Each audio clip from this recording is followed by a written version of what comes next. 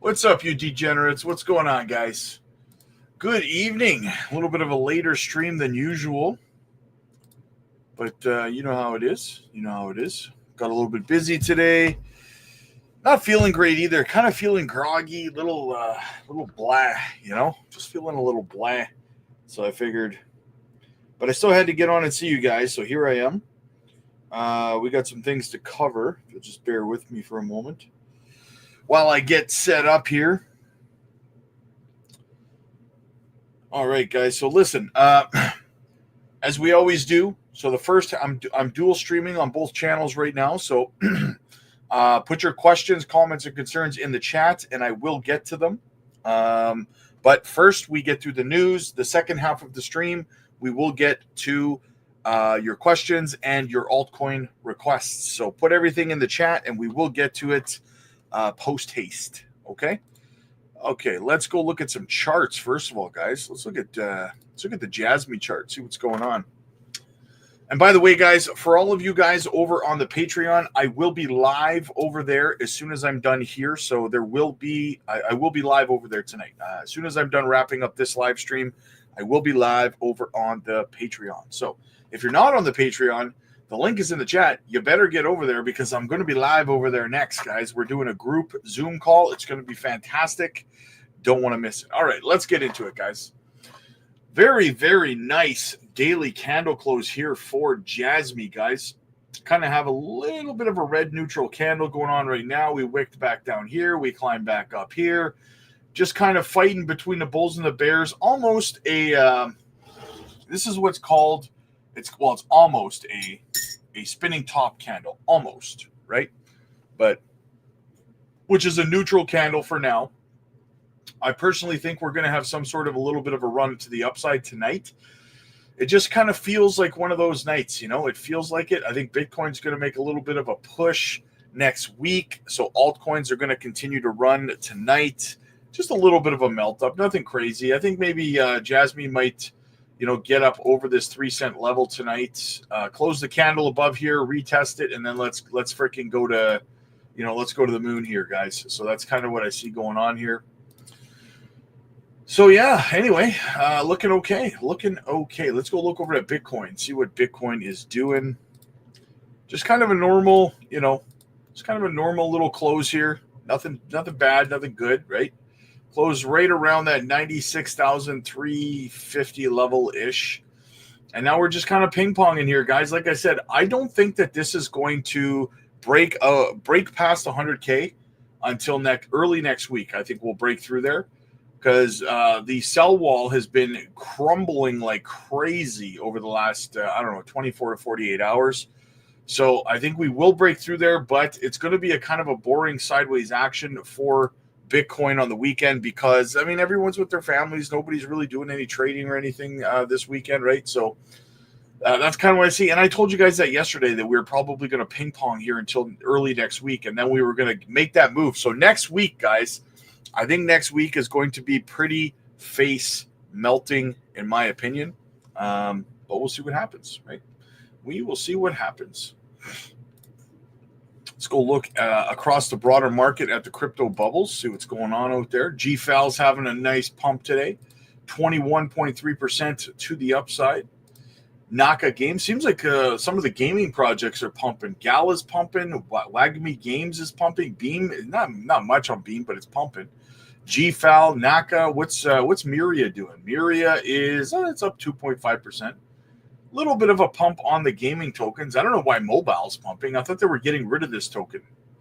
I thought they were getting rid of this and moving it over to HNT or something like that. I don't know. Anyway, Jasmy up 9.1%, 2 cents 904. Not too bad. Not too bad. Algo continues to pump every day, 42 cents. Guys, Algorand, I am so up on my Algorand bag that it's absolutely ridiculous. I love it. AIOZ up 22.9%. It's a good day today, guys. It's a good evening. I think this is going to continue to move up this evening. Altcoins are going to have a nice, juicy little run. All right, so let's get into some of the news here, guys. Let's see what's going on around the market, shall we? There's not a whole lot of news today, guys. Billionaire Chamath, not even going to try to say his name. Bitcoin looks like it's going to be this resounding inflation hedge asset for the next 50 to 100 years. I would agree with that. I would agree with that wholeheartedly. What else do we got? All right. BlackRock bought another $136.10 million worth of Bitcoin yesterday, guys. It just keeps getting scooped up, guys. I don't know what to tell you. I've been warning everybody for the better part of the year that these hedge funds, these institutions, you got these companies. You got Michael Saylor meeting with Microsoft next week to convince next month, December 9th. They're voting to decide whether Microsoft is going to put Bitcoin on the balance sheet. The supply of Bitcoin is drying up at a shocking rate, guys, right? The supply and demand crunch is going to hit, and Bitcoin is going to go nuts. The altcoins are going to get dragged up with it because Bitcoin is the tide that raises all boats, right? A little bit of a reminder here from Hara. He says this was from last year. Just a reminder that they're trying to get PlayStation on board for their GPUs. So PlayStation, this is from Hara again. He said, PlayStation had previously attempted to implement high-speed distributed computing using available resources, but the plan was never implemented. We believe that by using a platform that changes the way data is stored and used, we can solve the problems associated with personal information and change many of the conventional wisdoms. So we know that they're still trying to get this. I think it's just a matter of time when they announce that the PDL is going to be integrated with the PlayStation 3s. They were talking about 3s, right? Continuing on here, guys, another reminder about the KPI goals. So I was talking about this the other day. In my opinion, we need an updated version of the KPI goals. That should be one of the next questions we get to Hara. I would like a new updated version because they gave these KPI goals back in like 2019, I think it was, right? And the goals were as follows. And I don't think that it's as attainable as they think for now. In the long term, I think it's attainable, but in the next year or two, it's not. Right? Some of it's not. So Jasmy aims to achieve these KPI goals for the following three indicators. The active users accounts on the data locker. So 107 million active PDL addresses globally, right? That's easily achievable, in my opinion.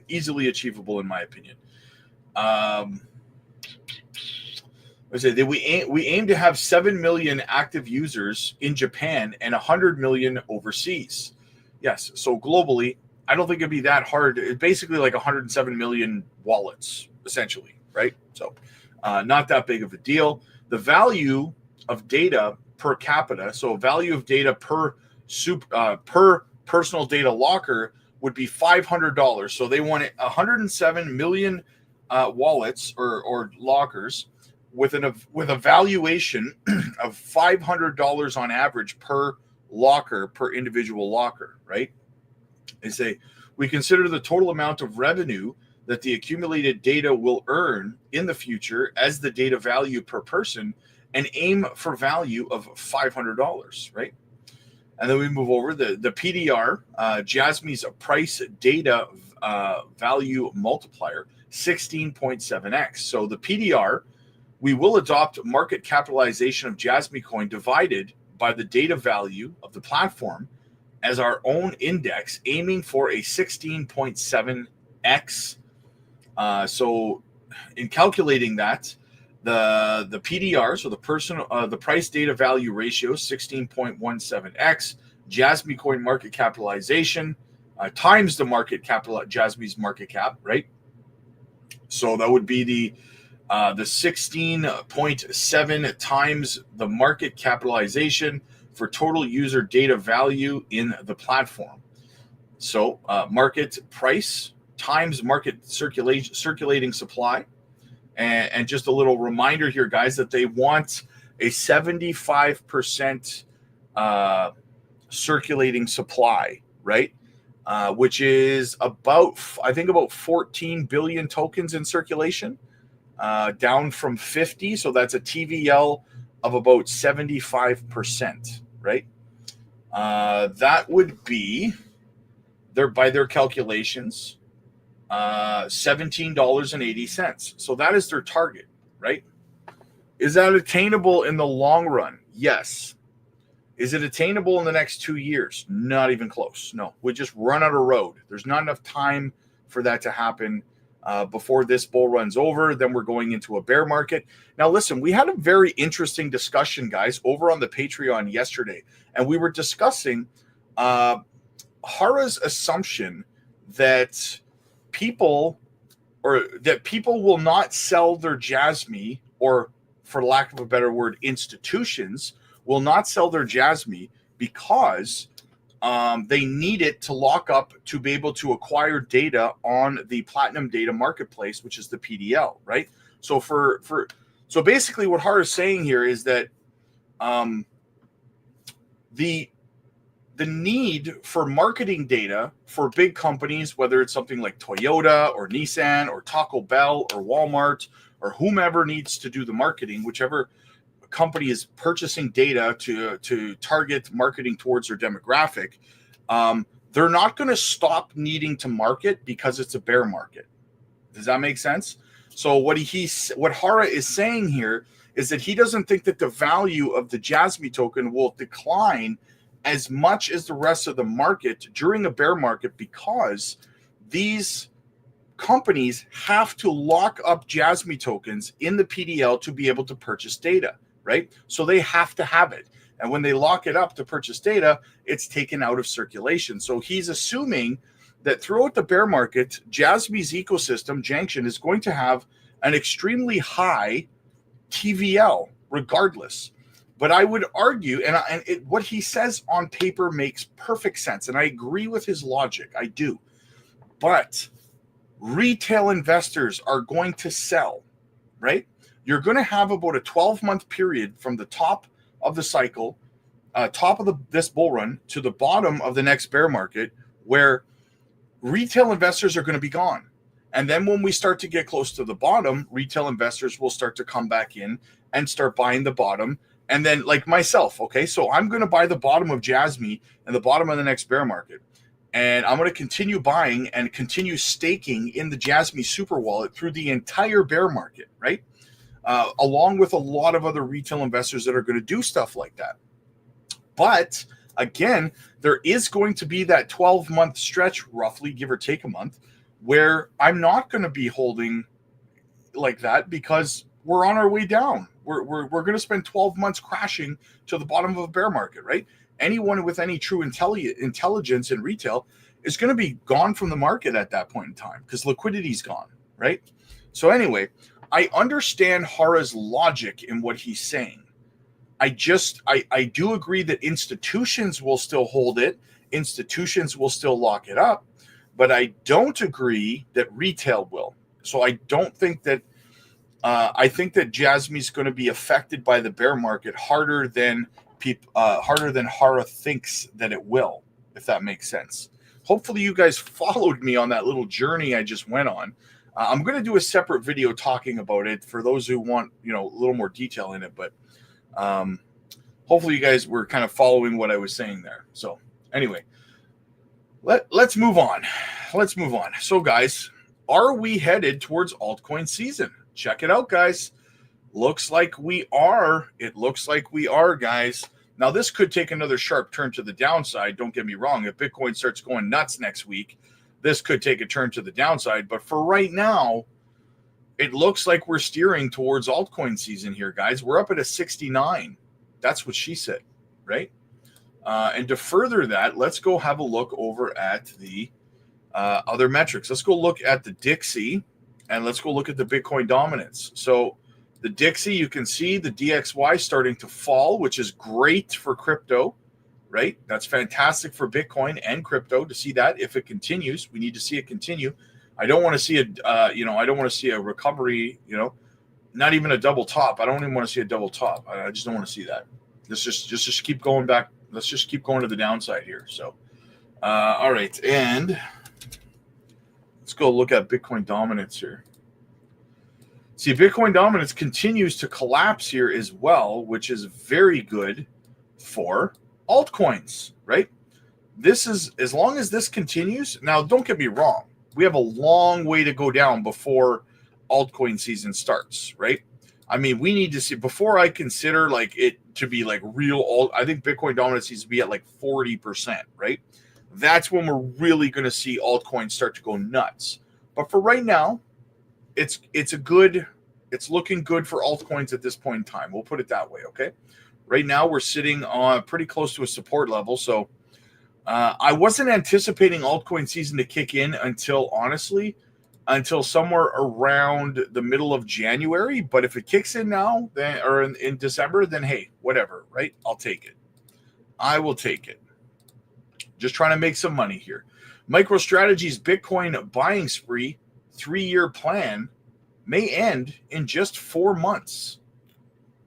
MicroStrategy, the business intelligence firm turned Bitcoin whale, is accelerating its ambitious plan to acquire $42 billion in Bitcoin, initially designed as a 3-year initiative. The company could achieve this goal in 4 months, thanks to an aggressive purchasing pace.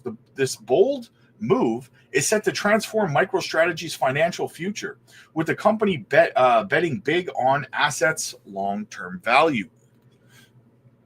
MicroStrategy's Bitcoin journey began in August of 2020, and the company has consistently made headlines with its purchases. This month alone, the firm spent $12 billion on BTC, including the most recent purchase on November 11th.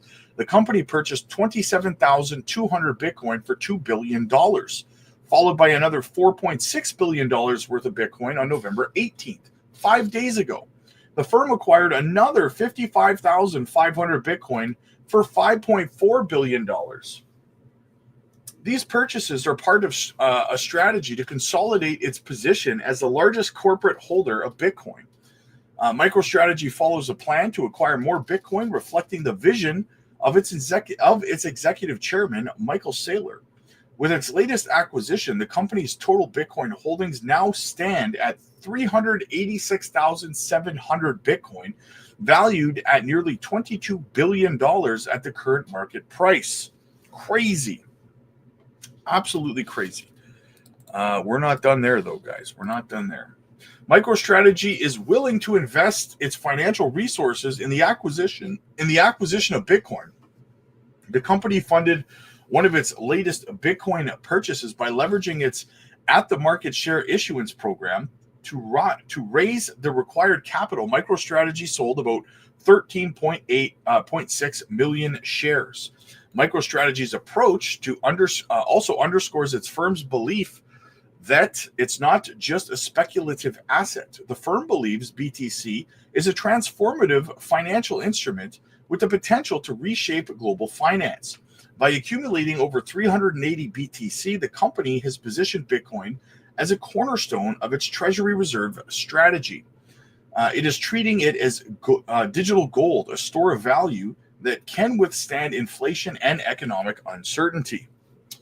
With Bitcoin trading near $100,000, MicroStrategy's investment has more than doubled in value, turning its holders into a formidable financial asset. However, this strategy has significant risk. The company's market is notoriously volatile, the crypto market, with price swings that can lead to substantial losses as quickly as gains.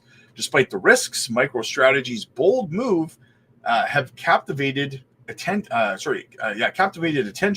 Crypto enthusiasts see the company as a pioneer and a symbol of Bitcoin's growing mainstream adoption. Absolutely, guys. Absolutely. Now, what's weird here, guys, is if we go over to the rainbow chart, as you can see, we're still in accumulation. We're still in the accumulation phase on the chart. So if you're wondering, now here's a funny story for you guys, okay? So yesterday I did a video talking about how if you have a family member or a friend right now that's asking you, hey man, should I start buying crypto right now, right?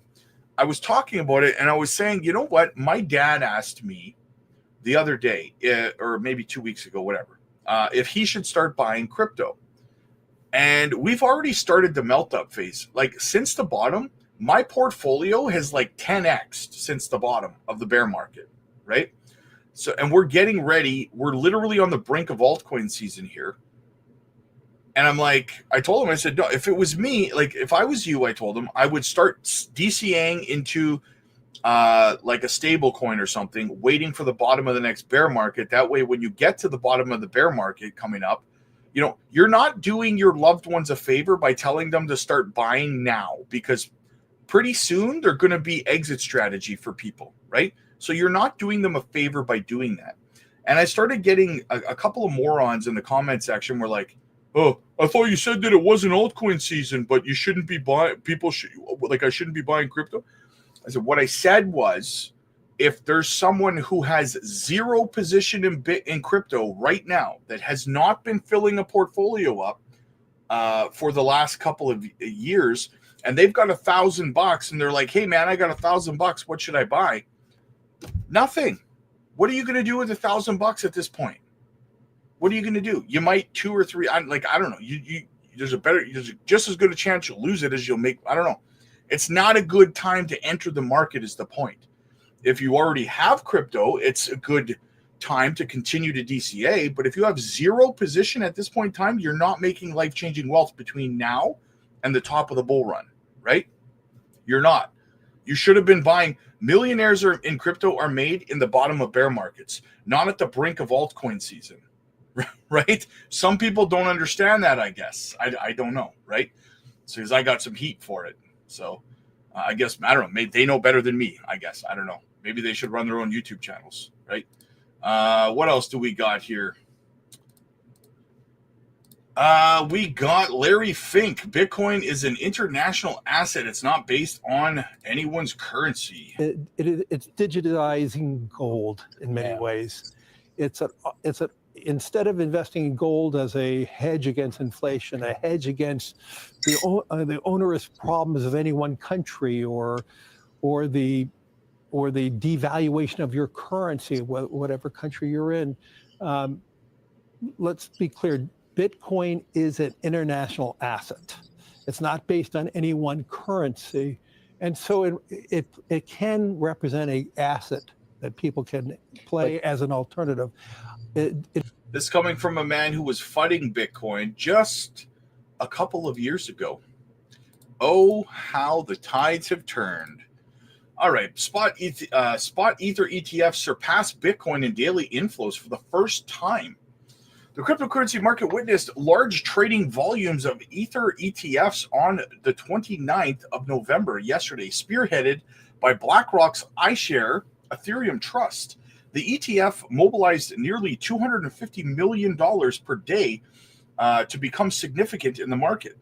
Since its launch on July 29th, the investment vehicle has accumulated over $2 billion, as revealed by the ETF store's president, Nate Garcia.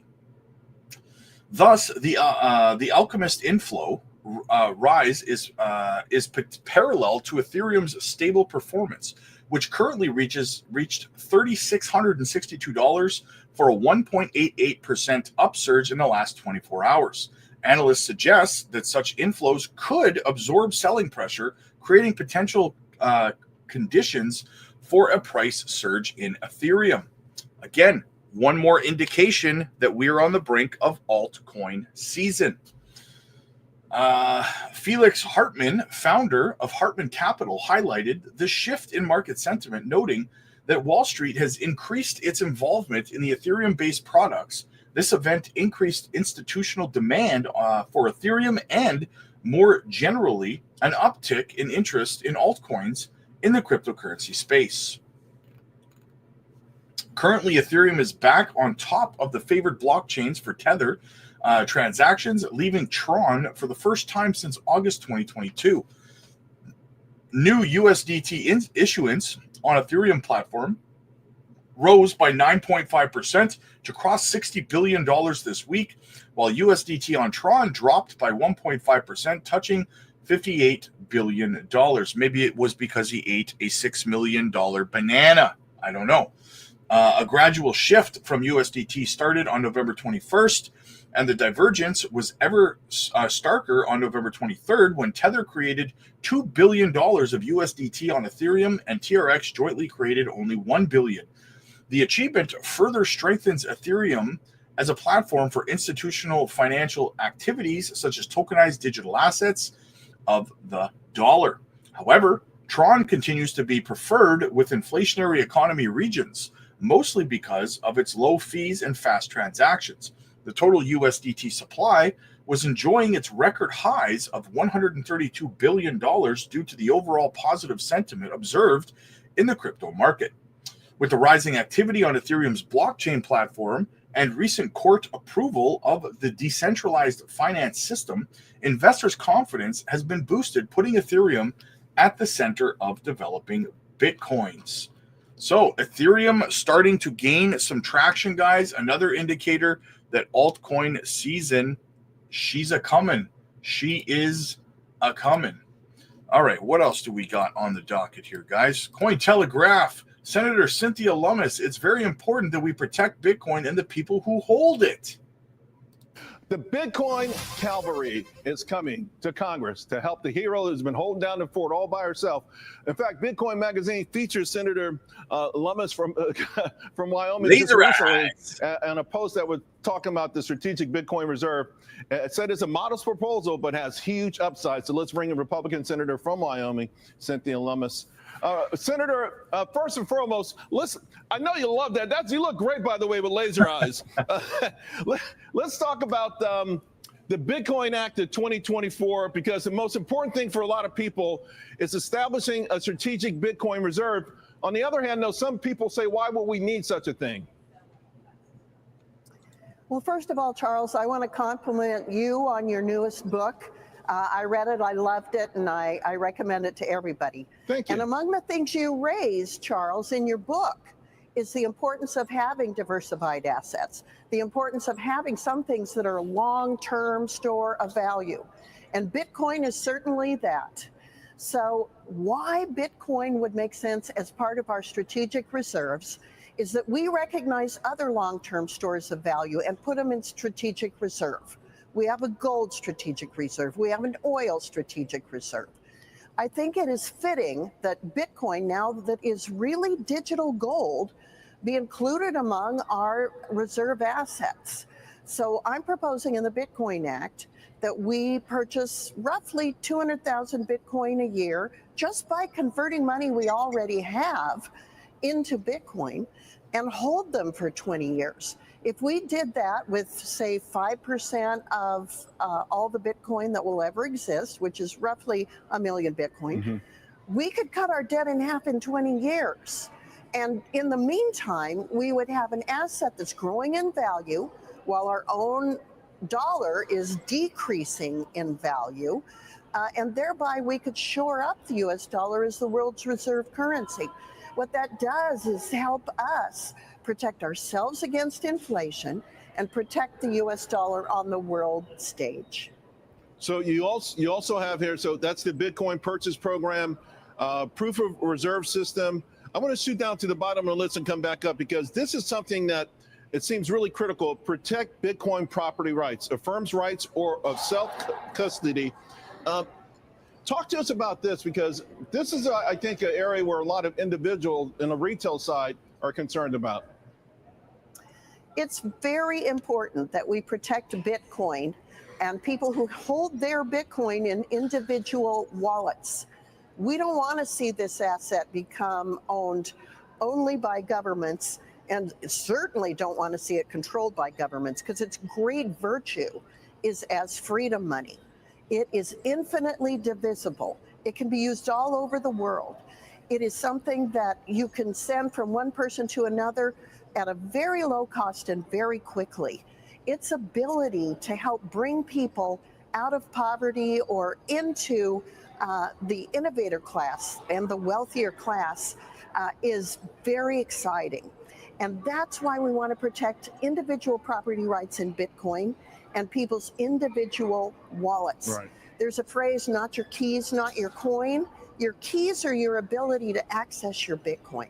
We want to make sure people have access to their own keys and their own Bitcoin. Senator, I had a guest on yesterday saying that there are up to 290 pro-crypto lawmakers now heading to Congress or in Congress. But you've been there. How does it feel to sort of take a stand, which at one point was a very lonely stand, and now all of a sudden the whole world seems to have the same epiphany?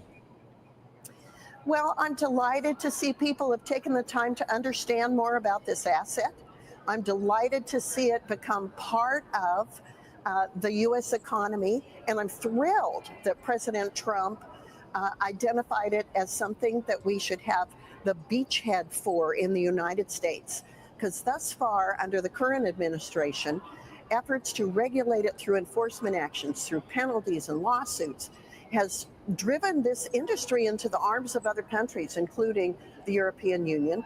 We want to bring them back and have this industry be strong, robust, innovative, and very, very located in the United States, including Bitcoin mining. These are all things that President Trump raised during his campaign, and he seems to be assembling a very pro-Bitcoin cabinet. His leadership understand the asset, not only just Bitcoin, but other digital assets and the opportunities for blockchain. And it then moves into the whole AI culture as well. So I see these things as being part and parcel of creating a 21st century economy that has its anchor in the United States. Yeah, and let's hope, of course, that the Treasury pick will feel the same way. I got to believe that all the pieces of the puzzle are similar, and that will be the same. Again, congratulations, Senator Lummis, and thank you. You have been absolutely pro-crypto cabinet, guys. Pro-crypto cabinet. You got to absolutely love that. Hong Kong seeks to boost financial sector. In a move to strengthen its position as a top financial center, Hong Kong is assessing new tax regulations that could attract substantial investments in finance and cryptocurrency. The city, a significant administrative region of China, is set to exempt certain high net worth individuals and investment funds from taxes on profits delivered from crypto transactions.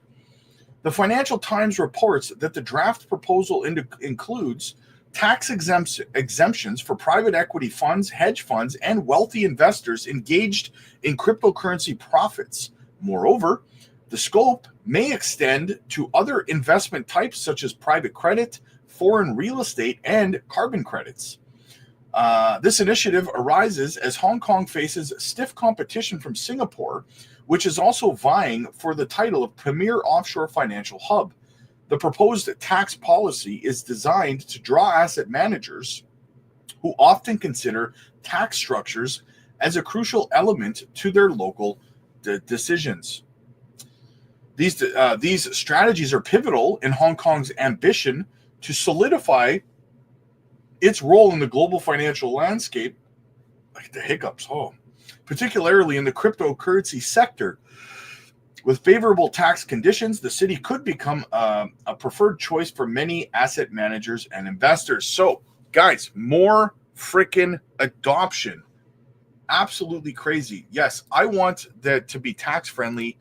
Like with Trump making American crypto companies tax free, zero capital gains tax. Guess what? Looks like you're guys. Sign me up. I'm moving to America, man. I'm moving to America. Will December 2024 mark the start of Altcoin Era? Keep an eye on Bitcoin's supremacy. So Bitcoin investors have been eagerly anticipating a surge to 100K. However, recent developments suggest that altcoins might take the spotlight in December. In recent days, Bitcoin has been hovering around $96,000, leading to a significant drop in the volatility. This decrease in volatility has spurred another significant event. Crypto analyst Captain Febeck recently tweeted about Bitcoin's dominance moving within a rising wedge pattern since the start of 2022. Interestingly, the graph broke out from this pattern, but in a downward direction, suggesting a potential rise for altcoins. Captain Febeck even hinted at a 2024-2025 altcoin season in his tweet. The decrease in Bitcoin dominance is helping altcoins to increase their market share. Many believe that a new altcoin season may be on the horizon. While it's likely to occur in 2025, recent trends suggest it could happen sooner. For instance, Ethereum, the leading altcoin, has seen a price increase of over 3% in the last 24 hours. Other altcoins with large market capitalizations have also shown promising performances. XRP, for example, has seen gains of over 12% in the last 24 hours. The altcoin season index has also seen a sharp increase, reaching 67 at the time of writing. A value closer to 75 suggests an approaching altcoin season. Guys, just so you know, I do see altcoin requests in the chat. There's a little tab for altcoins at the top of the chat. It's called goals, and I will pull up your altcoins and do TA on them for altcoin requests. However, if you're over on the Crypto Blueprint, yes, I will look. So just bear with me. Despite Ethereum's recent price increase, its NVT ratio remains low. A low MVT ratio suggests that the asset is undervalued, indicating a potential sustained price increase. However, Ethereum's relative strength index is nearing the overbought zone, which could trigger a sell-off and limit further price increases. While most of the indicators suggest an upcoming altcoin season, it's still uncertain whether it will occur in the short term or not. So will altcoin kick in before in December, or will it be where I think it's going to land in the middle of January of next year? Let me know what you guys think about that. We got a little bit of Onyx Coin news, guys, XCN. So you have till midnight tonight. You got about an hour and 45 minutes, I think, for your refunds on your gas fees for staking and for voting on the DAO. They reimburse everyone the first weekend of every month for the previous month. So your gas fees are free. You get paid back in Ethereum, which is what you spend, right? So just so you guys know, that is when you should get your gas fees back. Now, I did a video covering this, but real quick, guys, just to get rid of any confusion, JP Morgan has officially changed the name of their Onyx project to Connexus. There was too much confusion with Onyx Coin. There's too many YouTubers out there who are covering Onyx Coin and XCN and giving misinformation, telling you that it was associated with JP Morgan when it's not. I've done multiple videos breaking this down and showing you guys that it has nothing to do with JP Morgan. So to get rid of all the confusion anyway, JP Morgan has rebranded to Connexus. So ain't no thing but a chicken wing on a string. What else do we have here? We got, let's get into Michael Saylor first. So Saylor, the reason that Bitcoin is magical is because there's only 21 million. The reason that Bitcoin is magical is because there's only 21 million. I can create more real estate in New York City. I can create more cars. I can create more luxury watches. I can create more gold. I can create more shares of stock. I can create more bonds. I can create any commodity. They're commodities by definition. Given enough money and time, I can create infinite of any of them. Bitcoin is a scarcity. Okay, name another scarcity in the world, right? And technically, it's not clear there is another scarcity, right? A scarcity is something of which it is absolutely capped. If the price goes up by a factor of 1,000 or 1,000,000, it is absolutely capped.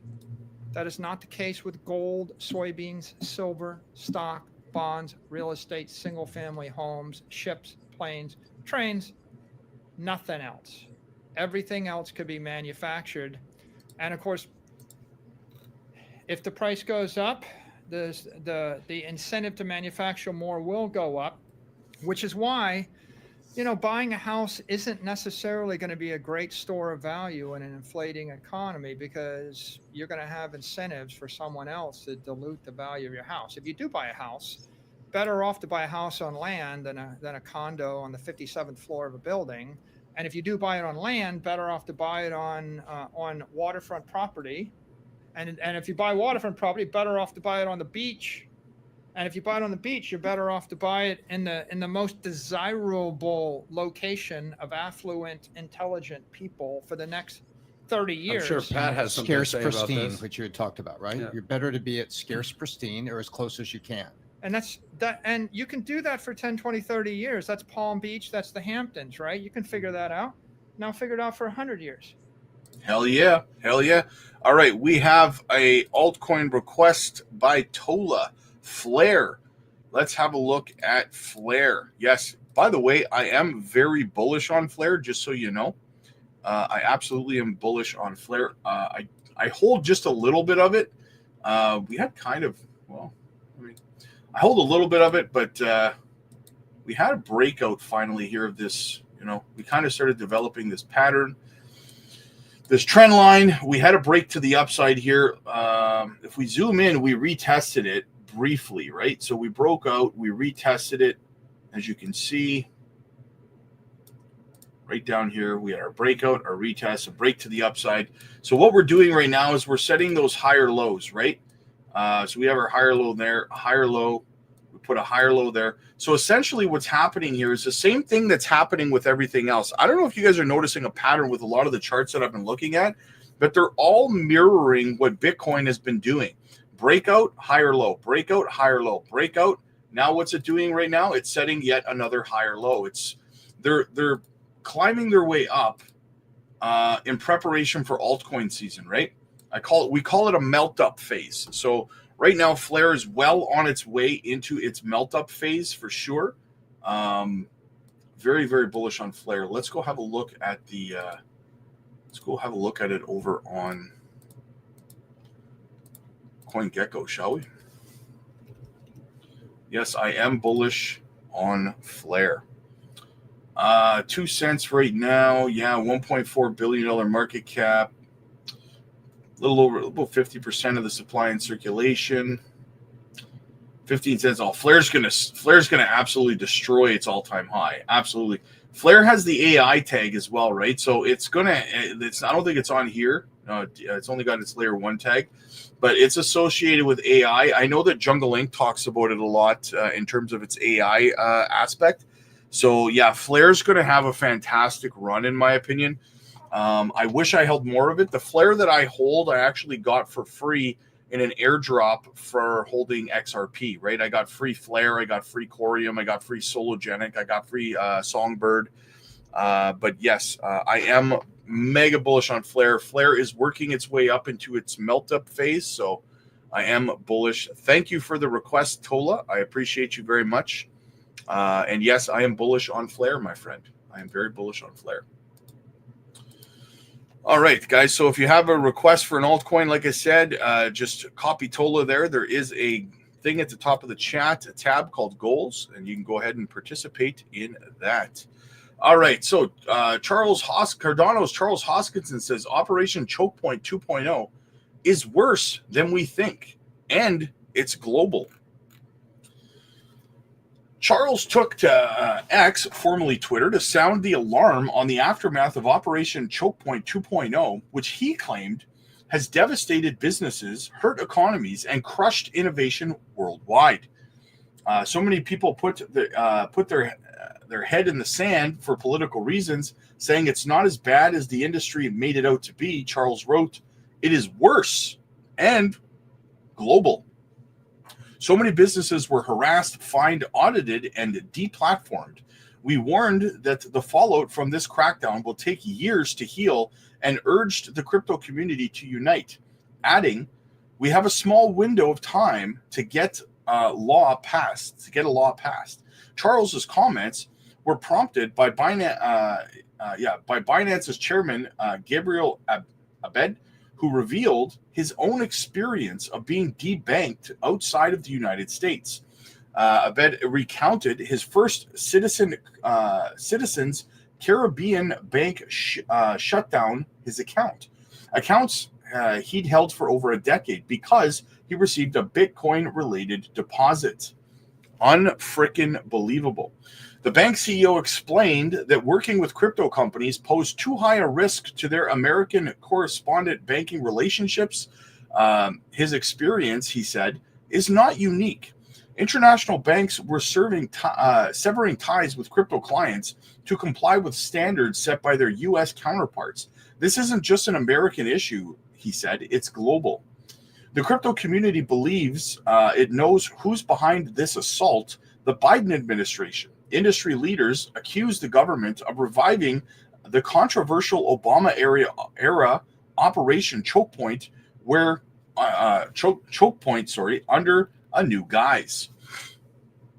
The original program, launched in 2013, pressured banks to cut ties with industries considered high risk, such as payday lenders and firearm dealers. Critics argued that legitimate businesses were being unfairly targeted. Operation Choke Point officially ended in 2017, but crypto insiders say it made a comeback in 2021. This time with blockchain firms in its crosshairs. Elon Musk reignited the discussion with a single question. Did you know that 30 tech founders were secretly debanked? Tyler Winklevoss, co-founder of Gemini, jumped in immediately saying, yes. Yes, I did. I was debanked because I'm in crypto, as was Gemini. The number is probably much higher than 30. This is just the 16Z portfolio alone. Tyler accused the Biden administration of assassinating banks that dared to serve the crypto community. Brian Armstrong, Coinbase CEO, backed Tyler with his own allegations. Can confirm this to be true, Brian said, calling the debanking of crypto companies one of the most unethical moves in the American history. He pointed fingers at Senator Elizabeth Warren and SEC Chair Gary Gensler, claiming they orchestrated a deliberate attempt to kill the industry. My guess? We'll find Warren's fingerprints all over it. Biden himself was probably completely unaware, as he is about pretty much everything. Biden speculated, he revealed that Coinbase is using Freedom of Information Act requests to uncover who exactly was involved. This was a major factor in the Democrats losing the election. He continued, the party should realize Warren is a liability and distance themselves if they want any hope of rebuilding.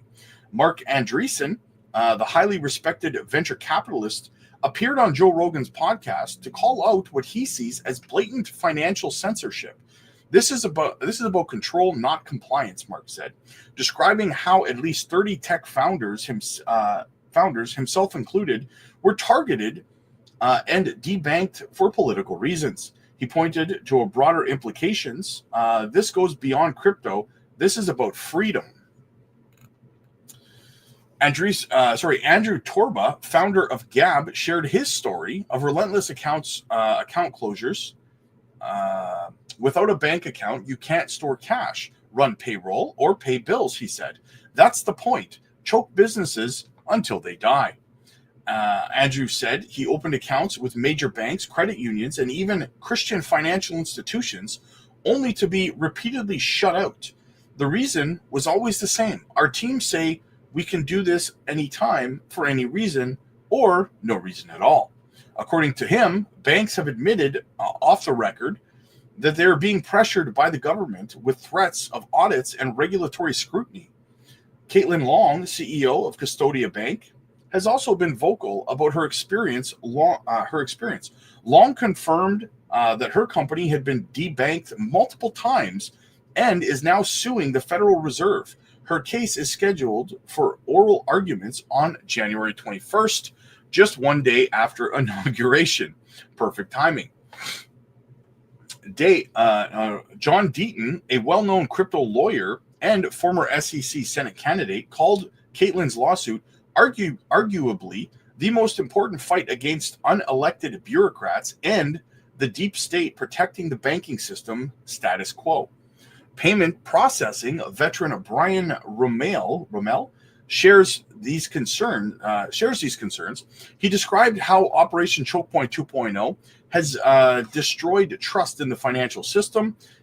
He has worked in the merchant processing since 1980s and said that the Biden era version of the program is even more destructive than the original. This time, it's vengeful, he said, adding that thousands of businesses have been wiped out overnight. He claimed the crackdown has made doing business 10 times more expensive and accused the government of using banks as tools of state corruption. Gabriel Abed's story offers a glimpse into how this suppression plays out on the ground. After receiving a Bitcoin-related deposit flagged as high risk, his decade-old accounts were shut down. He called the debanking crisis clear examples of how far-reaching the consequences of U.S. banking policies are, adding that local banks are often caught in the crosshairs. Barbarian Bank face immense pressure to comply with the U.S. standards or risk losing their correspondent relationships. Charles, for his part, is urging the crypto industry to unite. He believes the community has a small window to push for legislation reforms to ensure such a campaign is never repeated. We have to come together to prevent. Yes, I agree. And that is up to the Trump administration to make that a reality, guys. We'll see what happens. But let's get back over to the charts and let's get into the chat and see what everybody's talking about. All right, let me scroll back up to the top. So, guys, as always, please make sure you're hitting the like and subscribe to the channel. It costs you nothing, and it is honestly greatly appreciated. It helps the channel grow. Put in a lot of work making the channel grow, and getting this information out to you guys. So, if you could do me that solid, I'd love you a long time for it. So, definitely do that. All right, what else do we got? WF Capital, what's up, buddy? Good to see you, man. Good to see you. Crypto Trucker, where's everybody at? We're here, man. We're here. Batlander, ready for the juice. GT's in the house. What's up? Venom, how you doing, man? Just in time. Rob is the best YouTuber, hands down. Thank you so much, my brother. Thank you so much. I appreciate you. Funky's in the house. What's going on? Jasmine slowly moving up the ranks. Absolutely. H. Barbarina in the house. What's going on, my friend? Chris, what's up, buddy? The long wait starts when bags start going up. Absolutely, man. Dumb Money's in the house. What's up, buddy? Good to see you, man. Guys, all of you guys over on the Patreon that are on the Patreon, I will be live over there in about 15 minutes as soon as this stream is done. So make sure you're there. Make sure you're ready. If you're not on the Patreon, guys, the link's in the chat. It's in the pinned comments. It's in the description. Join us. I will be live. We do group Zoom calls over there every evening. You can also schedule one-on-one coaching sessions with me. We help you create exit strategies, profit taking, all that kind of stuff. So get over to the Patreon. Bruno's in the house. What's up, buddy? Good to see you, man. Sergio, hello, crypto family. Been a minute. Yes, I was going to say, holy smokes, where you been, man? Going to be a mega cycle. Yes, that's what my portfolio says. Paul, what's up, man? When you start selling Jasmine, I mean, for which price? My sell orders and stuff are over on the Patreon, my friend. Venom 2025 is Jasmine year. People faces are going to melt. Yes, absolutely, man. Death Bank, what's up, buddy? David, data sells itself. Yes, you're absolutely right, man. Platinum Data Marketplace, baby. Kindle, I believe $50 billion market cap is already programmed for Jasmine. Those are scared. Sell the FOMO. Yeah. Exit liquidity, baby. RJ 2010. Personally, I think it's way too soon for altcoin season. When we start seeing Ethereum go through the roof, then yeah. I tend to agree. I don't think it's fully going to kick in until probably the middle of January. That's kind of where I'm targeting right now. So I am with you on that. X marks the spot. What's up, man? This could be the first utility bull run that could create a less volatile and stable ecosystem highlighted by Bitcoin's coupling with Cardano, giving its utility unlike speculative highs and lows. David, time is money. In Jasmine we trust. Waiting for 3 cents, baby. That's right. We're close. Look, we're close, man. We're so close. Paul, what's up, buddy? Good to see you, man. Good to see you. Chappie, Tuber's videos on Jasmine popping up everywhere now. They have always loved Jasmine and have been loading up the whole time. Yeah, that's what they say, man. That's what they say. Disclosure crypto. Could you look at Gari Network once? I get asked about Gari. Who is it that asks? Is it you that's always asking about Gari Network? Someone, like, I'll leave the charts playing and stuff, and someone will always ask me to look at Gari Network. It's $8 million market cap. Tokenomics are not good. I don't like the tokenomics on it at all. It's like 10% of the Oh, no, never mind. I was reading something else. Tokenomics are actually good. It's on Solana. It's down, though, 98.6%, man. 98.6% since the bull run. I mean, it might do okay. What does it do? Doesn't even have a tag on it. It's got some good listings. Yeah, I mean, it seems okay. It seems okay, man. I mean, honestly, I probably wouldn't buy it, but it does seem okay. Well, isn't this? I think I've looked at this before. Isn't this one of those social fi plays, something like that? Swoopa, good day, Rob, and crypto family. Alt season is sneaking up. Better start applying that anti-face melting cream. I like it. Bruno, what's up, buddy? Do you claim your reimbursement gas fees the same way you claim your staking rewards? Or do they I think they just automatically reimburse you. I think. Yes, Jason says it's automatic. So yeah. Tola, thanks for the flare info. Hey, no problem, man. No problem. Rob the OG, I am Jasmy. We're all Jasmy. Absolutely, man. Absolutely. All right, guys, listen, that's the news. That's the chat. We're all caught up. Guys, make sure you hit the like and subscribe to the channel. It helps the channel grow, like I said, and it means a lot, guys. It really does. Also, I am going live over on the Patreon in about 15 minutes, so I will see you guys over there. Don't miss it. We're doing a great group Zoom call. We got some things to talk about, so get over to the Patreon. The link is in the chat. It's in the pinned comments. It's in the description. So I will see you guys over on the Patreon. Also, book your one-on-one coaching sessions with me over there as well. All right, guys. I'll see you later.